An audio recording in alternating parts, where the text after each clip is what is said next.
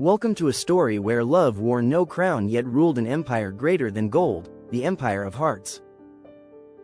It began not with thunder or fanfare, but in the stillness of a gaze that rewrote the language of destiny. When his heart became her kingdom, the world saw not a ruler and a poet, but a man surrendering every corner of his soul to the woman who made breathing itself a prayer. It was not merely affection, it was devotion shaped by silence, faith wrapped in longing, and poetry dressed in eternity. He had everything that could be seen, the desert beneath his feet, the stars above his palace, but she was the one thing unseen that completed him. Her presence turned his solitude into melody. Her laughter was the wind that stirred the calm sands of his heart. Even the falcons that once soared in his skies seemed to bow to her name.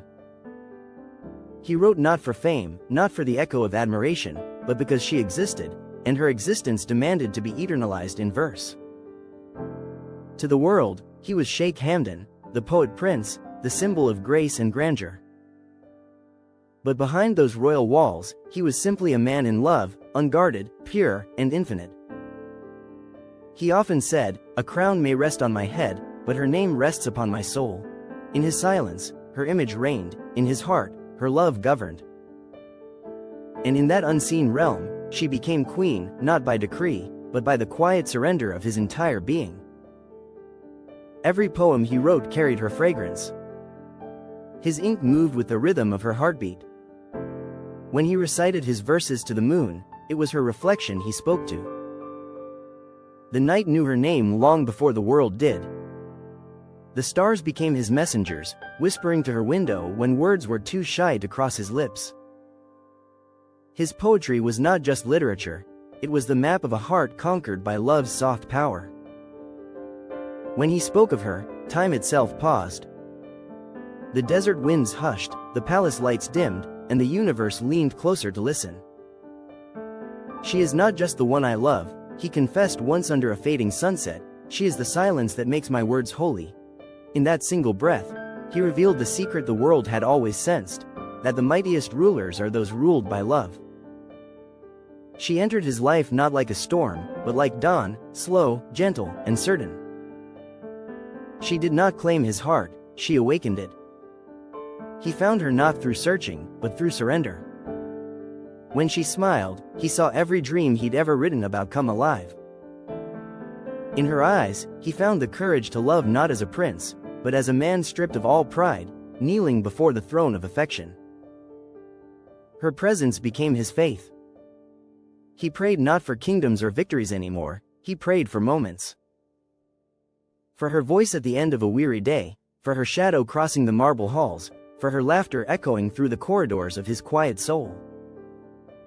The more he loved her, the less he needed the world's applause. Love had made him richer than power ever could. In the secrecy of his poems, he built her a palace, not of stone, but of words that would never fade. He crowned her with metaphors, robed her in verses, and placed upon her brow the jewels of eternity. "Even if my body becomes dust," he once wrote, "the world will still find her name glowing in my lines." That was his promise, to make her immortal through poetry. When she walked beside him, the world saw royalty. When she walked away, the world saw poetry. His love for her was not meant to be confined within walls, it belonged to the wind, to the sea, to the hearts that believed in forever. And though the world could not see the depth of his surrender, every line he wrote was proof that some love stories do not need witnesses, they need faith. He found beauty not in perfection but in her humanity, in the way she laughed at his seriousness, in the way she prayed before sleep, in the way she looked at the sky as if searching for his words among the constellations. For him, she was not a chapter, she was the entire book written in divine ink. And as long as he breathed, he vowed to be her author and her protector, her poet and her prince. Love changed him. It softened his edges, taught him patience, made him understand that true power lies in gentleness.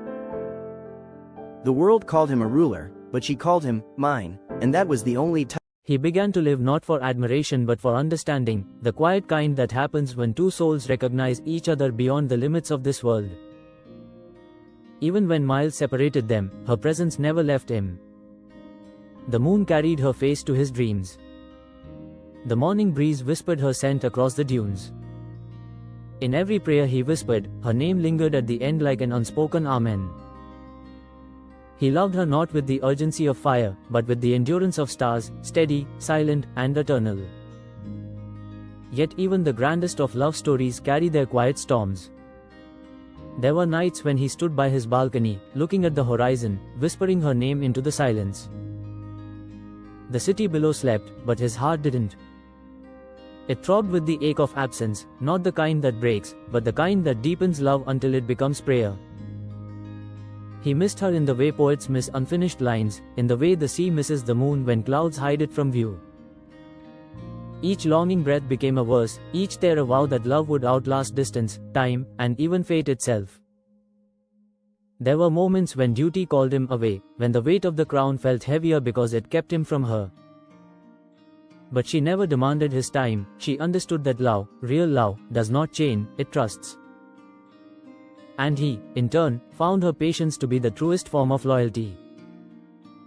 She rules me not by command, he once said softly, but by grace. Even his silence carried her warmth. Even his responsibilities, vast as the desert, echoed her presence like a secret blessing. In the gardens of his palace, he often walked alone, his eyes tracing the paths she once took, the roses she once touched. The fragrance lingered, like an unfinished dream. The guards would see him pause before a single white rose and smile faintly, as if it spoke to him. Perhaps it did. For love like his was not limited to words, it lived in gestures, in memories, in the eternal conversation between heart and heaven. Every leaf seemed to whisper her name. Every wind carried her laughter home. She, too, felt his love across the miles. Some nights she would open his poetry and read his verses aloud, her voice trembling with devotion. She could feel his heartbeat between the lines, as though he had written not on paper but upon her soul. To the world, she was just a name hidden behind metaphors. To him, she was the reason those metaphors existed. Their bond defied the ordinary, it lived beyond what eyes could see or tongues could explain. It was divine, unbreakable, endless. When he finally returned to her after the long seasons of separation, the world seemed to hold its breath. The desert winds danced again, the falcons soared higher, and the stars burned brighter. She looked at him, not as a prince returned, but as a heart finally home. In that moment, the distance, the silence, the years, all melted into one eternal truth. Love never leaves, it simply waits to be remembered.